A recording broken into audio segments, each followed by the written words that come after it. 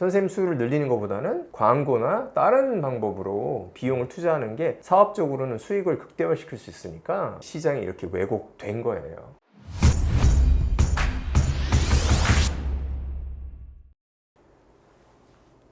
안녕하세요. 대치동영어학원 내부 고발자입니다. 이번 편은 대형학원에서 어떤 일이 벌어지고 있는지에 대해서 얘기를 해볼 겁니다. 수경 원장님, 어떤 일이 벌어지고 있지요?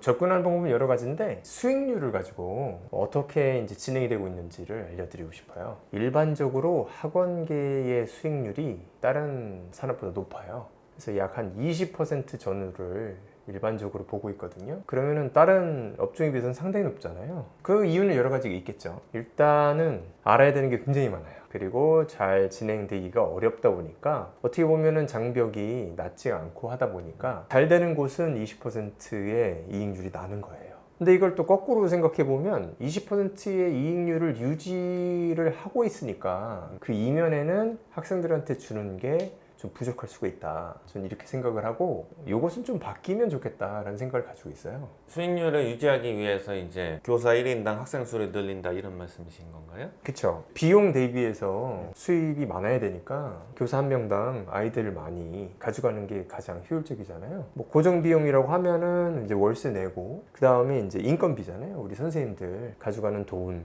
그거에 따라서 진행이 되다 보니까 선생님 한 명당 아이들이 많으면은 수익률이 높아지죠. 그 체제를 유지하는 게 핵심이잖아요. 그럼 이제 그거에 따라서 학생들이 이제 받는 관심도는 줄어드니까 네. 그냥 교육적으로 좀 이제 좋지는 않겠네요. 네. 관리 부분인데요. 선생님이 아니고 관리하기가 상당히 어려워요. 선생님도 관리하기가 어려운 측면이 있는데 그 이유는 뭐냐면은 아이들의 공부를 잘 이해하고 있으셔야 돼요. 그래야지 아이들이 얘기를 듣고 잘 따라와요. 그렇지 않고 피상적으로 시간 잘 지키고 어떤 규율적으로 가면은 좀 멀어져요. 공부의 중심적인 부분하고. 그렇다 보면 아이들 그 지도도 잘 안 따르게 되고 아이들이 어떻게 공부하고 있는지 잘 아시는 분이 지도를 해야 되는데 선생님 한 명당 아이들이 많으면은 그게 쉽지가 않거든요. 어떻게 보면 이제 사업자랑 교육 소비자분들이랑 대립구도일 수도 있겠네요. 이거에 대해서 합리성을 갖추고자 하는 게 일타 강사 체제라고 볼 수가 있는 건가요? 사업적인 모델로 따지면은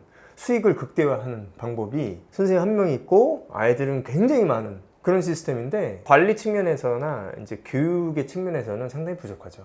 교사 1인당 학생 수가 어떤 교육의 질을 평가할 때 굉장히 중요한 요소로 다 지표로 잡히고 있잖아요. 이거에 대한 인식이 뚜렷했으면은 이 체제가 성립을 안 하겠죠. 근데 이제 이 체제를 성립시키기 위해서 공식을 만들잖아요. 수강하는 학생 수가 많을수록 좋은 수업이다. 이런 인식을 머릿속에 집어넣는 거죠. 그래야지만이 교사 1인당 학생 수라는 좀 더 보편적으로 통용되고 있는 인식이 흔들릴 테니까. 그래서 믿게 되는 거죠. 아, 학생 수가 많으면은 좋은 수업이야. 좋은 선생님이야. 이렇게 믿게 해갖고 체제를 유지하는 구도가 전개되고 있다고 볼 수 있을까요? 그렇죠. 이거는 핸드폰 같은 제품이 아니거든요. 제가 소비자 입장에서는 어떤 제품을 받으면은 그 제품은 똑같아요. 다른 소비자랑 똑같기 때문에 거의 차이가 없기 때문에 많이 구입을 하는 제품을 받아도 똑같아요. 소비자의 입장에서는 오히려 더 나은 측면이 있죠. 뭐 서비스라든가 많은 사람들이 있으니까 호환성도 되고 뭐 AS가 빨리 된다든가 이런 여러 가지 장점들이 있어요. 그런데 교육이라는 것은 그 정반대예요. 선생님 한 명당 수업을 듣는 학생이 많으면 많아질수록 개인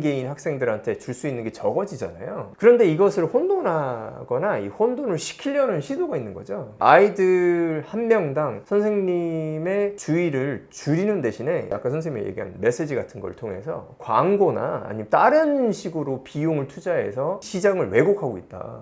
저는 이렇게 봐요. 사업적으로 생각하면은 현실에서 그게 더 싸게 먹히니까 선생님 수를 늘리는 것보다는 광고나 다른 방법으로 비용을 투자하는 게 사업적으로는 수익을 극대화시킬 수 있으니까 시장이 이렇게 왜곡된 거예요. 어떻게 대응하는 게 좋을까요? 인식을 바꿔야 되는데 저희가 이 채널을 하는 이유 중에 하나도 현실을 잘 인지를 하고 그거에 따라서 우리의 이해라든가 공부에 대한 또는 학원, 사교육에 대한 이해를 늘리고자 하는 목적이 있잖아요.